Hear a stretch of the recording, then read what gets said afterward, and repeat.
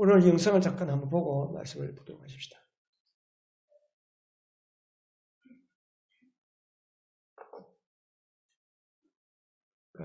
사슴과 뿔.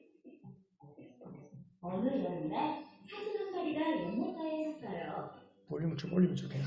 목말라. 목이 말라간 사슴. 리모컨 가지고. 연못의 물을 마시다 물속에 비친 제 그림자를 보았어요. 멋진 뿔 좀 봐. 내 뿔은 어쩜 이렇게 아름답게 생겼을까? 사슴은 물속에 비친 자신의 뿔을 보며 감탄했어요. 하지만 다리는 이게 뭐라? 약하고 가늘기만 해서 뿔이 없단 말이야. 사슴은 자신의 가늘고 긴 다리가 늘 불만이었죠. 그때부터요, 멀리서 사냥개 소리가 들려왔어요. 이건 무슨 소리지? 사냥개와 사냥꾼의 발자국 소리가 점점 더 가까이 다가왔어요. 사냥꾼이다! 안 되겠어! 빨리 도망쳐야지! 놀란 사슴은 긴 다리로 힘껏 달렸어요. 깊은 숲속으로 달려간 사슴은 겨우 안도의 한숨을 내쉬었죠. 하마터면 사냥꾼에게 붙잡힐 뻔했네. 이만 집으로 돌아가야겠다. 집으로 돌아가려던 사슴은 깜짝 놀라 소리쳤어요. 이게 어떻게 된 일이지? 꼼짝을 할 수가 없잖아. 나뭇가지 사이로 뿔이 걸려 빠져나올 수가 없었던 거예요. 살려줘! 살려주세요! 사슴은 뿔 때문에 한 발짝도 움직일 수 없었어요. 항상 멋진 뿔을 자랑스러워했는데 뿔 때문에 사냥꾼에게 잡히게 생겼구나. 멋진 뿔을 자랑하던 사슴은 결국 나뭇가지에 걸린 뿔 때문에 사냥꾼에게 붙잡히고 말았답니다.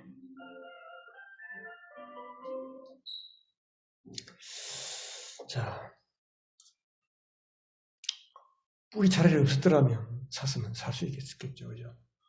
우리 삶 속에도 이 뿔 때문에 실패하고 뿔 때문에 망하는 사람이 너무 많습니다. 오늘 사무엘하 18장의 이야기는 물론 그 앞부분에 많은 내용들이 이제 생략이 됐습니다.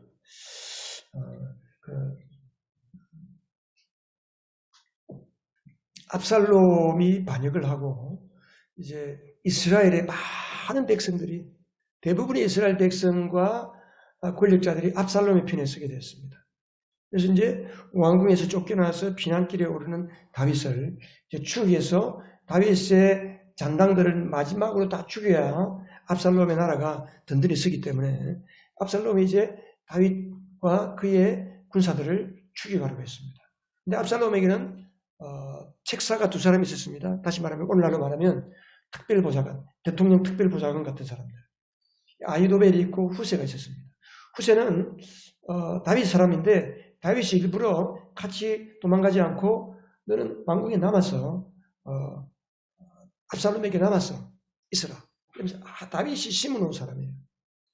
근데 아히도벨은 압살롬에게 바로 지금 다윗이 떠난 지가 얼마 안 됐기 때문에 우리가 지금 12,000명 정도의 사람만 데리고 가면 충분히 그들이 그 요단강을 건너기 전에 우리가 처치할 수 있다. 그랬어요.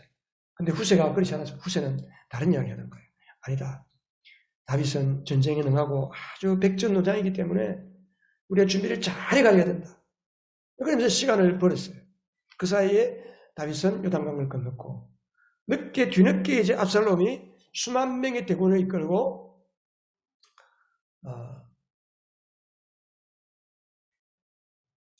이제 다윗을 죽여가는 거죠. 그래서 요단강을 건너고 마하나임이라고 하는 그 앞에 야복강이 있는데 그 야복강 건너 에브라임 숲에서 이제 다윗의 부대와 압살롬의 부대가 전투를 벌이기 시작했습니다. 다윗은 세 부대를 나누어서 이제 맡기고 요압 장군과 아비새와 그리고 이때라고 하는 그 장수들에게 맡기고 특별히 부탁을 했습니다. 이보시오, 모든 여러분 군사들, 나를 봐서라도 압살롬에게 심하게 하지 말아라. 나를 봐서라도 압살롬을 너그럽게 대하라. 압살롬을 죽이지 말아라는 이야기지. 모든 군사들이 다 들었습니다. 그 이야기를. 근데 압살롬은 그 생각지도 못한 전술을 가지고 나오는 그 다윗의 천부장, 백부장들의 전술에 말려서 그만 속수무책으로 크게 당했습니다. 그 2만 명이라고 하는 압살롬의 부대가 다 떼죽음을 당했어요. 그래서 압살롬의 부대가 칼에 맞아 죽은 사람보다 숲속에서 죽은 사람이 더 많았다. 그게 8절에 보면 그렇게 표현되어 있어요. 18장 8절. 이렇게 자기 군사가 2만 명이 떼죽음을 당하니까 도망을 가다가 그 숲속에서 많은 우거진 숲을 상수리 나무 그 숲속을 노새를 타고 빠르게 도망을 가다가 그 자기의 가장 자랑거리였던 머리채가 그 나무에 휘감기면서 도무지 혼자 풀 수 없는 지경이 되고 이 압살롬이 나무에 대롱대롱 매달리고 노새는 그냥 빠져나가버리고 자기의 가장 최고의 강점이고 장점이고 그렇게 자랑스러웠던 것이 자신을 죽이는 그 침돌이 될 줄을 아무도 몰란 거예요. 아까 그 사슴처럼.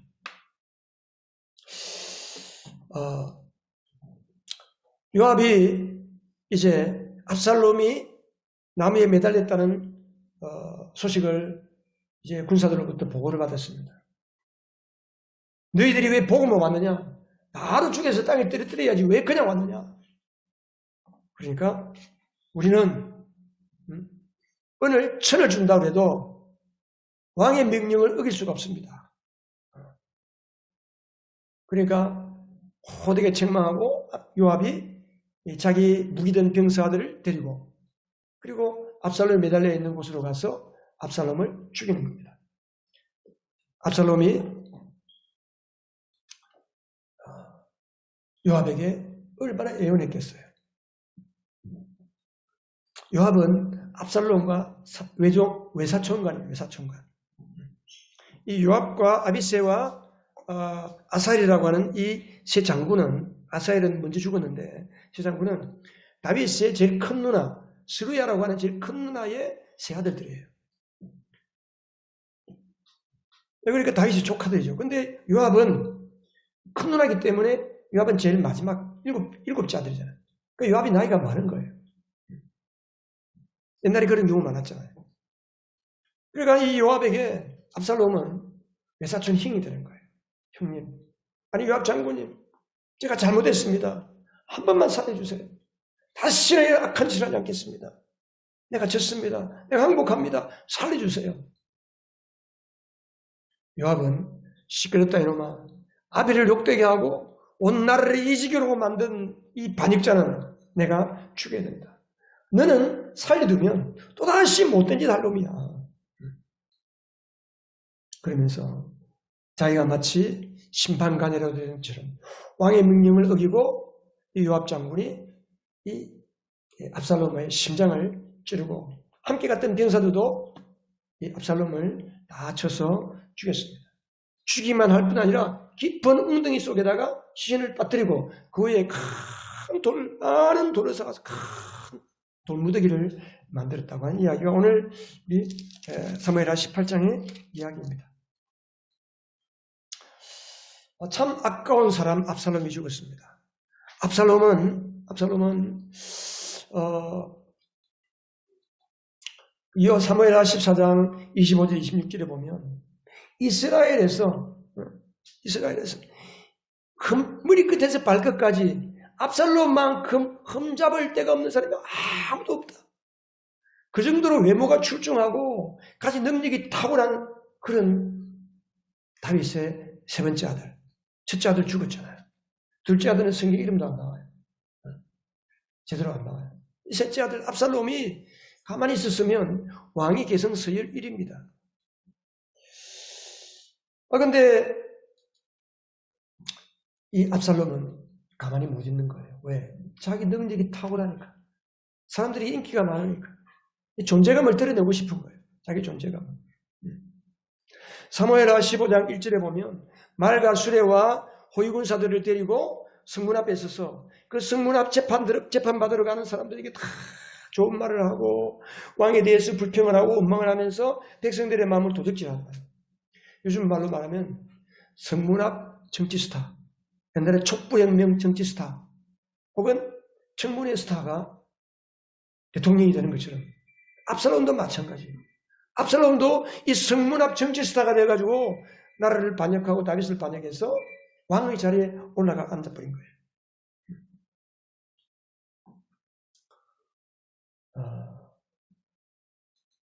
사무엘하 18장 18절도 보면 자기 이름을 후대에 남길 아들이 없다고 생각하고 아마 압살롬의 아들이 어떤 이유에서인지 모르지만 아마 다 죽었던 것 같아요. 아니면 압살롬 아버지의 자기 능력에 비추어서 보니까 자기 아들들이 형편없고 뜰뜰맞으니까 형편없으니까 어떻게 쟤들이 내 이름을 전할 수 있을까? 그러면서 자기 이름을 후대에 알리기 위해서 비석을 스스로 만들어 놓을 정도로 자기 이름을 의지하고 자기 이름을 내세우기 위해 살았던 사람, 바로 압살롬입니다. 뿐만 아니라 압살롬은 자기 안에 있는 쓴뿌리를 따라 살았어요. 쓴뿌리. 우리가 지지난주에 그런 쓴뿌리에 대한 이야기 했잖아요. 그러니까 우리가 내 안에 있는 생각을 잘 분별해야 돼요. 우리 지난주에 그랬잖아요. 지난주에. 우리의 생각을. 이게 예수 믿고 거듭난 우리는 우리의 본성이 예수님의 본성으로 바뀌었어요. 나의 영혼이 성령이 거듭나서 내 영혼이 예수님으로 성령과 더불어 한 영이 되었어요. 예수님과 하나가 되었어요. 성령과 한 영이 되었어요. 죄의 본성을 가지고 있던 자연인 아무개는 예수 믿고 예수의 보혈과 부활의 권능으로 성령 받고 본성이 하나님의 아들의 본성으로 바뀐 거예요. 그런데 아직도 우리 안에 죄에 치유되고 하는 죄의 권세가 남아있는 거예요. 그래서 우리 안에 육신의 정욕을 자극하는 생각들이 떠오르는 거예요. 그리고 마귀가 집어넣는 생각도 있어요. 그 다음에 성령의 생각도 있잖아요. 이 세 가지 생각을 잘 구별을 해야 돼요. 보통 이 쓴뿌리에서 올라오는 생각들은 육신적인 생각이 많습니다. 상처받고 혹은 열등감, 수치심, 분노, 원망, 두려움 이런 많은 것들이 우리 안에서 우리를 자극해서 마치 내 생각인 것처럼 생각하기 그게 나라고 생각해. 미워하는 게 자기라고 생각하는 거예요. 복수하고 저런 인간 죽여버려야 된다고 생각하는 그 생각이 자기 생각인 줄 아는 거예요. 내가 돈을 많이 벌어서 내 힘으로 성공해보겠다고 하는 게 자기 생각인 줄 아는 거예요. 그게 다 육신의 정욕. 이 육신의 정욕을 자극해서 들어와서 우리를 허물어뜨리는 존재가 바로 사탄입니다. 우리는 생각을 잘 분별해야 돼요. 생각을. 압살롬이 다윗, 자기 아버지에 대한 분노, 원망, 자기 친여동생을 몹쓸 짓을 해서 완전히 인생을 망가뜨린 자기 큰형, 배다른 형, 이복형을 어떻게 처단하거나 징계하지 않고 아무 말도 하지 않는 그 아비를 향해서 너무나도 원망이 올라오니까 장장 7년 동안의 세월을 벼르고 준비해가지고 결국 7년 뒤에 4년 동안, 11년의 시간 동안을 어떻게 하면 저 다윗 같은 저런 사람은 왕이 이제 있어서는 안 된다. 저렇게 우유부단한 왕을 놔둬서는 안 된다. 11년 동안 준비해서 나라를 전복하고 왕의 자리를 차지한 사람이 압살롬이잖아요. 우리도 마찬가지입니다. 우리도 예수 믿고 성령을 따라 살지 아니하면 우리의 삶이 철저히 나를 위해 살고 나를 위해 준비하고 내 자식이 잘 되도록 준비하고 나의 인생의 말년이 잘 되고 내 인생의 노후가 잘 되기 위해서 우리 여러 가지 자기 방법으로 인생을 준비하는 거예요. 그게 성령의 생각인지 내 생각인지 세상이 주는 생각인지 세상의 경험적인 생각인지를 구분을 못하는 거예요. 그래서 오늘날 예수를 믿는 그리스도인들이 하나님이 주신 그 풍성한 천국의 삶을 누리지 못하는 거예요.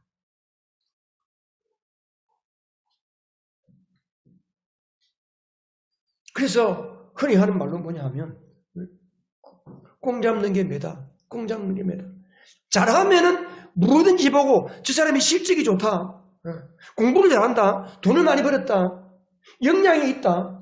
그러면 좋은 사람인 줄 아는 거예요. 여러분, 껍데기만 보고 사람을 평가하면 그래서 실수하는 거예요. 실패하는 거예요.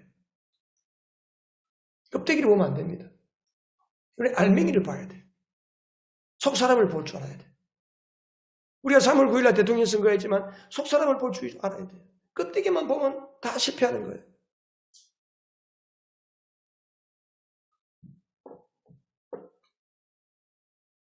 뭐든지 실적만 좋고 업적만 좋고 사람들에게 잘 보면 다 될까요?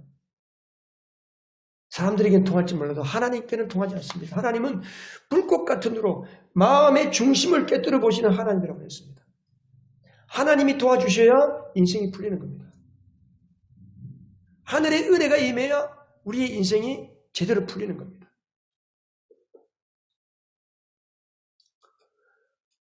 하나님은 우리의 강점보다 약점을 통해서 하나님의 영광을 드러내기를 원하십니다.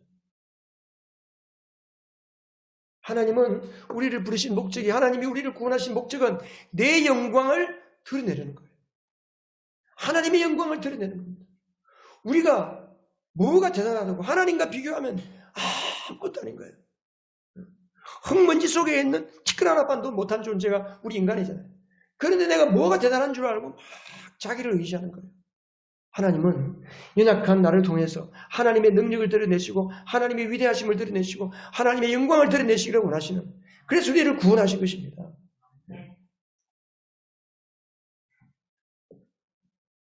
그래서 하나님은 우리를 그냥 사용하지 않습니다. 하나님은 우리를 그냥 사용하지 않아요. 반드시 하나님은 깨뜨려서 사용해요. 깨뜨려서. 깨뜨린다는 게 뭐예요? 사슴의 뿔을 잘라내는 것 똑같은 거예요. 실패를 통해서 내 힘으로 안 되는구나. 그걸 깨달아야 되는데 사람들은 실패하면 더 열심히 잘하려고 합니다. 우리는 실패하면 뭔가 안 되면 내 힘으로 안 되는구나. 하나님, 내 능력으로는 안 됩니다. 하나님이 도와주지 않으시면 안 됩니다. 나는 하나님의 것입니다. 하나님 나를 붙들어 주세요. 하나님의 은혜 안으로 달려가야 되는데 우리는 그렇지 못한 거예요. 성경에 보면 하나님이 사용하신 많은 사람들은 모두가 다 하나님이 깨뜨려서 사용하셨습니다. 그냥 사용한 사람이 없습니다.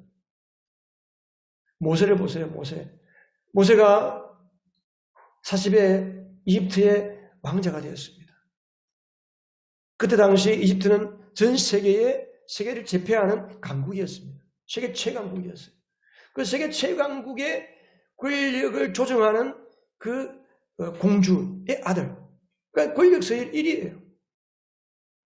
왕의 계승 1위입니다.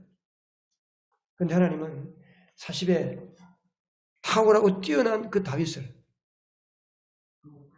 미디안 광야로 쫓아내어서 80이 되기까지 완전히 썩게 만들잖아요. 혹시 여러분의 인생이 이렇게 내 인생이 안 풀리나? 이렇게 나의 인생을 이렇게 썩고만 있나? 혹시 그런 분 계세요? 여러분 희망을 가지시기 바랍니다. 하나님은 우리를 푹 섞여서 사용합니다. 완전히 깨뜨려서 사용합니다. 그래서 모세가 나이 80이 되어서 하나님 부르실 때 원망스킨 말로 이야기하잖아요. 나는 말도 할 줄 모르고 혀가 짧아서 말도 할 줄 모르고 둔하다. 어떤 이런 사람은 하나님이 쓰시려고 합니까? 다른 사람 찾아보세요. 근데 하나님은 모세가 그렇게 뛰어난 정치력과 언변과 탁월한 무술과 모든 것들, 나이 80에 뭘 사용하겠습니까? 하나님이 대신 주신 게 있잖아요. 하나님의 지팡이. 하나님의 지팡이가 은혜예요. 은혜. 하나님의 은혜의 지팡이를 들려주니까 그 은혜의 지팡이를 들고 와서 이스라엘 백성을 구원하게 되는 것입니다. 예수님께서도 요한복음 5장 19절에 보면 내가 진정으로 너희들에게 말한다. 아들은 아버지의 하시는 것을 보는 대로 따라할 뿐이요. 아무것도 마음대로 할 수가 없다. 아버지께서 하시는 일은 무엇인지 아들도 따라한다.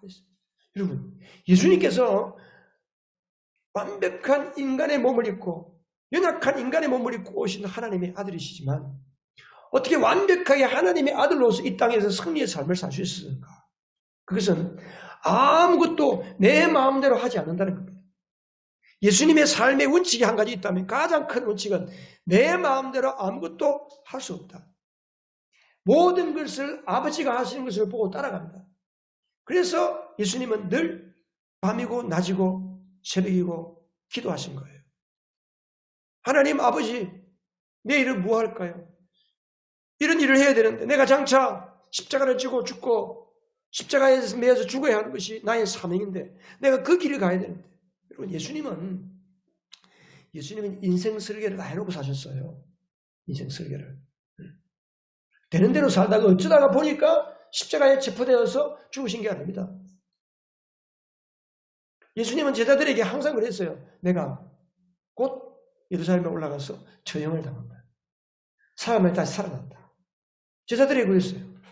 예수님은 철저하게 하나님이 원하시는 그 하나님의 계획을 따라서 자기 인생의 계획을 딱 설계해 놓고 사셨습니다. 여러분, 여러분의 인생을 설계하고 사십니까?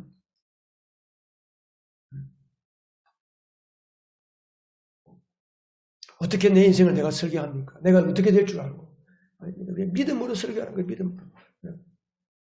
여러분, 하나님이 원하시는 대로 따라가는 인생은 하나님 앞에 승리자가 될 수밖에 없습니다. 아멘. 네.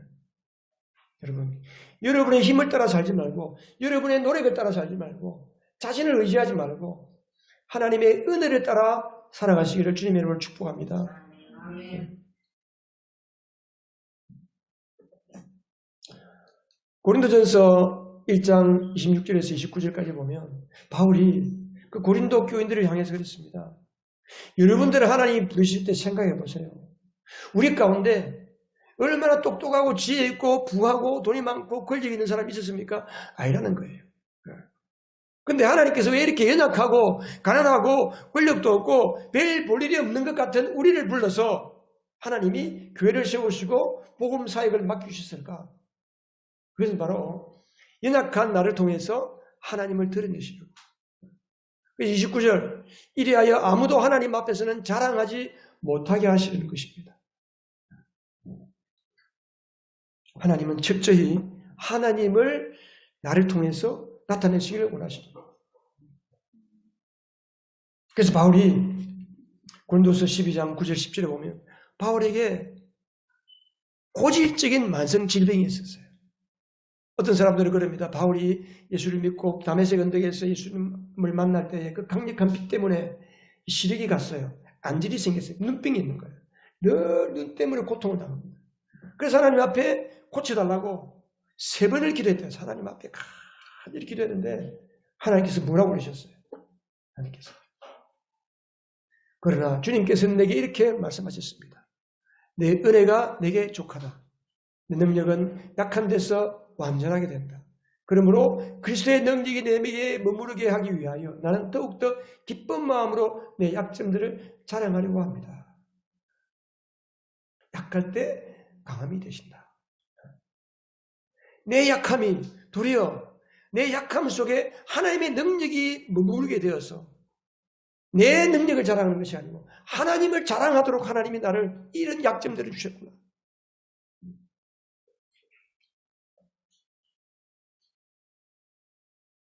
그 세상은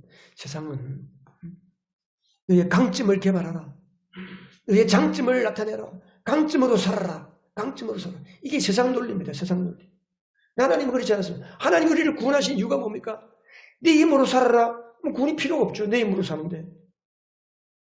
하나님은 우리를 구원하신 목적이 뭐냐면 내 은혜 안에서 살도록 하나님의 은혜 안에서 살도록 우리를 부르셨습니다. 아멘이십니까? 구원은 이거예요. 하나님의 은혜 안에서 살아갈 수 있는 모든 것을 다 주신 거예요. 이게 하나님의 은혜입니다. 구원 안에는 하나님이 우리가 구원받도록 하신 이유는 그 하나님의 은혜, 구원의 은혜 안에 내가 이 땅에 살아가는 모든 것, 이 땅뿐이 아니라 영원한 저 하늘나라에 가서도 사는 그 모든 것을 하나님의 구원의 은혜 안에 다 주셨습니다. 세상 사람들은 자기 자신을 의지하고 살 수밖에 없어요. 왜? 하나님을 모르니까. 하나님 은혜 밖에 있으니까. 하나님의 은혜가 뭔지 모르니까. 그러니까 최선을 다해 준비하는 거예요. 어릴 때부터 준비하는 거예요. 어릴 때부터 막 영어 시키고 뭐 그냥 막 시키죠. 못하면 내버려 두면 돼요. 잘하는 놈은 시켜야지. 잘하는 놈은. 잘하면 재주가 있으니까. 하나님 주신 그런 은사가 있고 재능이 있어. 근데 막 공부도 안 된다. 어떤 분야가 안 된다. 어느 날 된다고요. 억지로 하면은 걔한테 상처만 주는 거예요. 어른들이, 여러분, 우리가 누구한테 제일 많이 상처받은 줄 아세요? 부모한테 제일 많이 상처받은 거예요. 부모한테. 억지로 시키고, 막 억지로 하고, 그러니까 막 화내고, 때리고, 막 억지로 몰고 가니까 거기에서 문제가 생기는 거예요. 힘이 없으니까. 부모에게 대항하지는 못하니까. 울면서 따라가는 울면서. 그런 순간 압살롬처럼 되는 거예요. 압살롬처럼.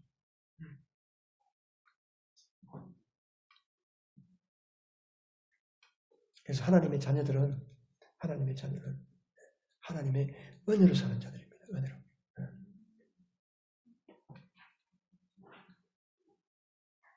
요한복음 1장 14절에 보면 예수님 안에 모든 은혜와 진리가 충만하다.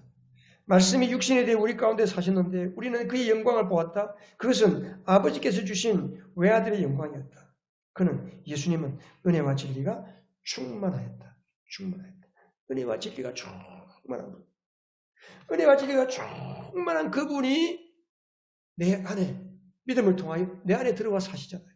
근데 그분 낳아놓고 그분 제쳐놓고 주님 잠깐 계세요. 내가 하겠습니다. 열심히 노력하고 내 방법으로 노력하고 내 기술로 가지고 하다 보니까 고달프고 피곤하고 좌절을 경험하고 낙심을 경험하고 절망을 경험하고 공황장애에 들어가고 이런 어처구니 없는 일을 예수 믿는 사람들도 그렇게 사는 거예요. 그렇게. 빨리 은혜로 돌이켜야 돼요. 하나님, 내 힘으로 할 수가 없네요. 내 힘으로 할 수가 없네요. 주님만이 나의 힘이십니다.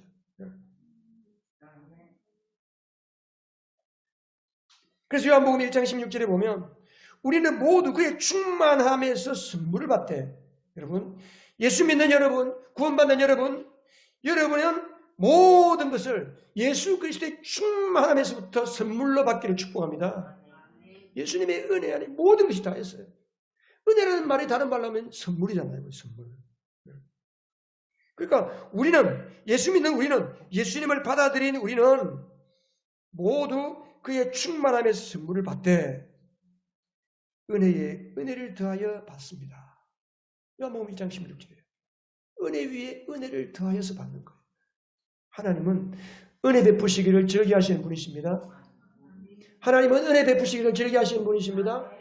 하나님은 여러분에게 은혜 베푸시기를 즐겨하시는 분이십니다. 그 은혜를 받아 즐겁게 누리시기 바랍니다. 그래서 우리가 은혜를 즐거워하고 소망 가운데 하나님 은혜를 바라보면서 즐거워요. 어떤 낙심과 절망 가운데서도 우리 예수 그리스도를 바라보면 소망이 생깁니다. 그 소망 가운데 주님을 바라보면서 즐거워하고 기뻐하고 감사하는 거죠.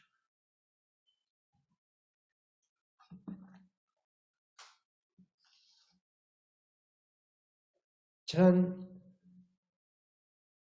10월 이후로 갑자기 이렇게 우리 성도들이 그냥 우수수 빠져나가고 준치령제가 그냥 갑자기 나오지도 않고 시험에 들어가지고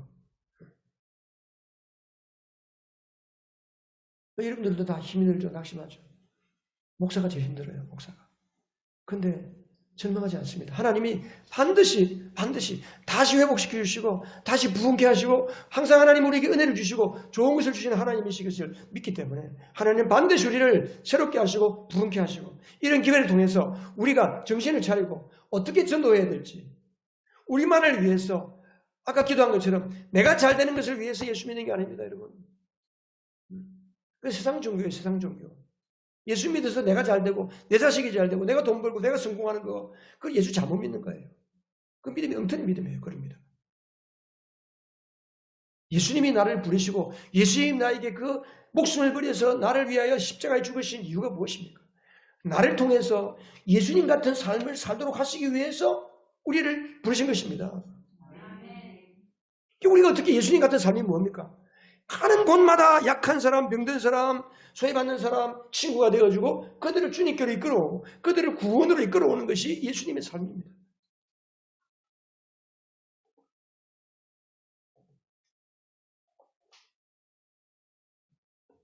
그래서 요한복음 15장 4절에 보면 내 안에 머물러 있으라.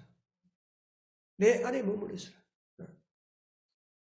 그래야하면 나도 너희 안에 머물러 있겠다. 순서가 있어요. 순서가. 여러분 예수님이 이미 우리 안에 계시잖아요. 근데 우리가 어떻게 예수님의 은혜 가운데 사느냐? 내 안에 계신 예수님이 알아서 해주시면 얼마나 좋을까요? 그냥 알아서 해주면 착착착 모든 게 다 풀리고 만사에 통하지 않겠어요? 근데 하나님이 딱 한 가지 보고 싶어 하는 게 있습니다. 뭘 보고 싶어 하실까요? 여러분들에게 하나님이 보고 싶어 하는 게 있어요. 예수 믿고 구원받은 자들에게 하나님이 원하시는 거 딱 한 가지가 있습니다. 뭘까요? 뭘까요? 여러분이 열심으로 주에 충성하는 거 바라고 계실까요? 하나님 우리에게 원하시는 거 딱 한 가지밖에 없습니다. 우리의 믿음이에요. 믿음. 하나님이 나의 아버지고 나의 아버지로부터 모든 것이 주어지고 내 안에 계신 예수 그리스도 안에 모든 것이 다 있기 때문에 그분을 향해 달려가는 믿음, 그분을 붙잡는 믿음, 그 안에 머무는 믿음. 그래서 요한복음 15장, 여러분 요한복음 펴보세요. 요한복음. 제가 설교 시간에 성경을 이야기하면 그냥 멍하게 그냥 바라보고 있지 말고 성경을 좀 찾아보세요. 성경을. 요한복음 15장에 보면 15장 4절에 그랬잖아요. 너희 안에 내 안에 머물러 있으라. 그리하면 나도 너희 안에 머물러 있겠다. 이미 우리 안에 계신 예수님께서 머물러 있고 알고 뭐가 있어요? 근데 내가 머물러 있다는 것이 믿음입니다. 우리가 믿음으로 예수님을 붙잡고 믿음으로 말씀 안에 거하고 믿음으로 성경 읽고 믿음으로 기도하고 그러면 나도 너희 안에 머물러 있겠다. 뭐예요? 내 믿음 속에 예수님이 역사하시겠다는 거예요. 내 믿음 속에 하나님 일하신다는 거예요. 내 삶 속에 들어오셔서 용기를 주시고 힘을 주시고 건강도 주시고 지혜도 주시고 필요한 물질도 주시고 다 주시는 것입니다. 아멘 하시는 분만 받기 바랍니다.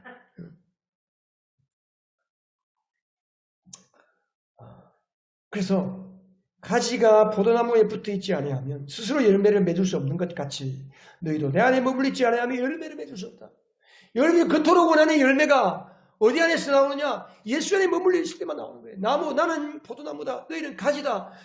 가지가 포도나무에 붙어 있어야 열매를 맺는 것처럼 우리 예수 안에 머물러 있을 때만 열매가 맺는 거예요. 여러분의 자녀를 말씀 안에서 키우고 여러분의 부모, 여러분의 삶을 예수 안에 머물러 있게 할 때에 여러분의 삶이 거기에 유효한 삶이 유효한 삶. 열매 맺는 삶이 되는 거예요.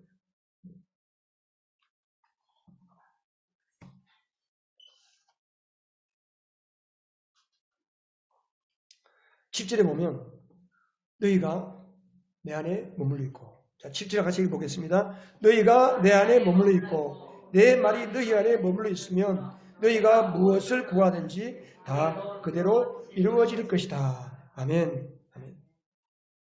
이번 한 주간 동안 이 말씀 해보세요. 여러분. 너희가 내 안에 머물러 있고 내 말이 그러니까 구체적으로 말하면 예수님 안에 머문다는 게 뭐냐? 예수님 안에 머무는 게 그게 뭐예요? 내 말이 예수님의 말씀이 내 안에 머물러 항상 예수님의 말씀이 생각이 나고 예수님의 말씀을 암송하고 예수님의 말씀을 묵상하고 예수님의 말씀이 내 안에 머물러 있게 하면 무엇이든지 원하는 대로 다 이루시는 거예요. 이렇게 쉬운 것을 어렵게 예수 믿고 있는 거예요. 왜 어렵게 예수 믿을까요? 믿음이 없으니까. 딴 이유 없어요. 믿음은 세상의 믿음이 더 강한 거예요. 돈만이 나의 전부를 체크하고 내가 가진 실력, 내가 가진 인맥, 내가 가진 모든 것들이 나를 도와주고 내가 살 수 있는 길이 그것이라고 생각하니까 하나님의 말씀 안으로 들어가지 않는 거예요. 하나님 못 믿는 이유가 딴 거 없습니다, 여러분. 하나님하고 세상을 비교해서 세상의 무게가 훨씬 많은 거예요. 세상의 비중이 가치가 훨씬 높으니까 자연히 세상을 따라갈 수밖에 없죠.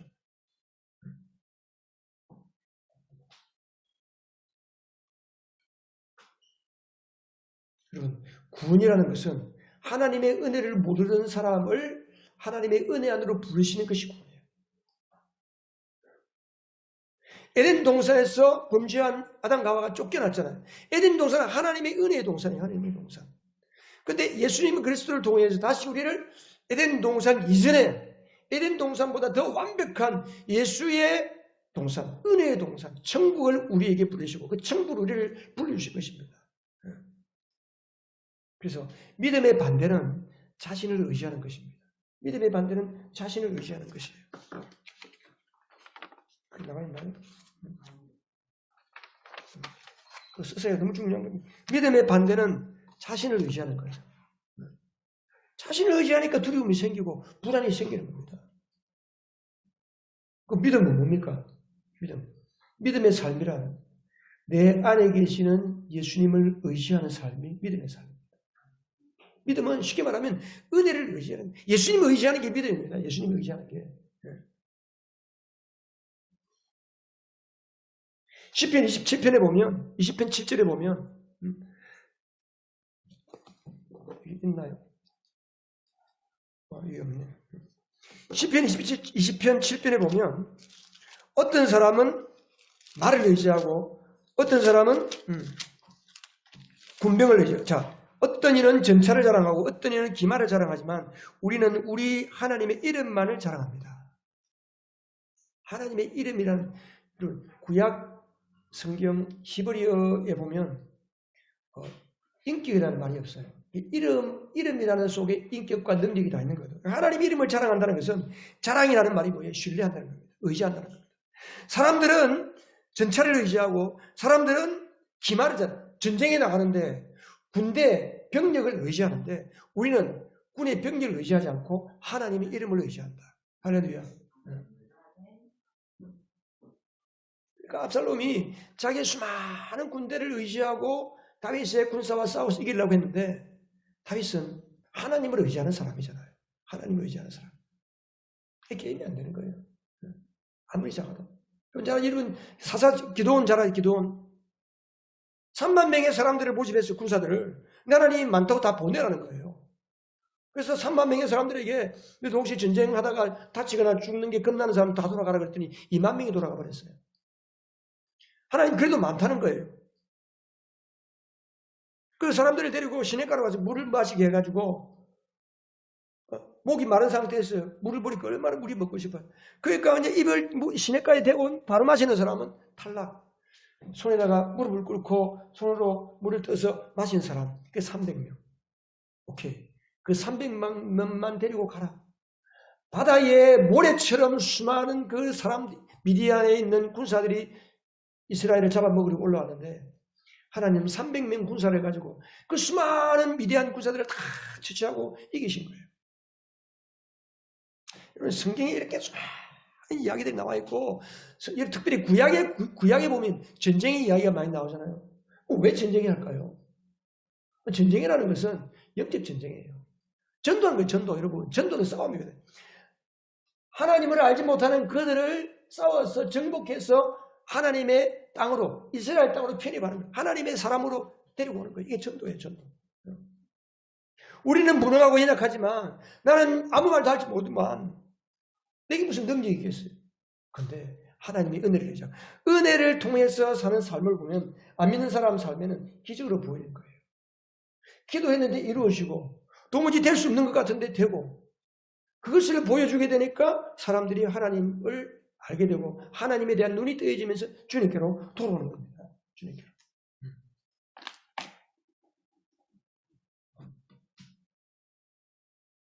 사람은 자기 자신을 의지하면 인생을 허비합니다.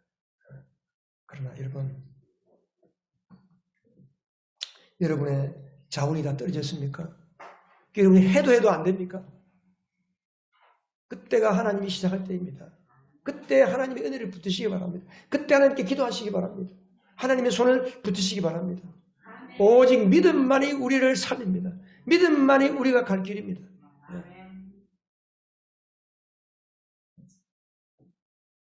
현재 약간의 어려움이 있을지 몰라도, 어려움이 있는 것처럼 보일지 몰라도, 여러분, 반드시 머지않아서 하나님께서는 더 크고 놀랍고 위대하신 하나님의 영광을 여러분 눈으로 목격하게 하실 것입니다. 믿음을 붙잡고 가시기를 주님 여러분 축복합니다.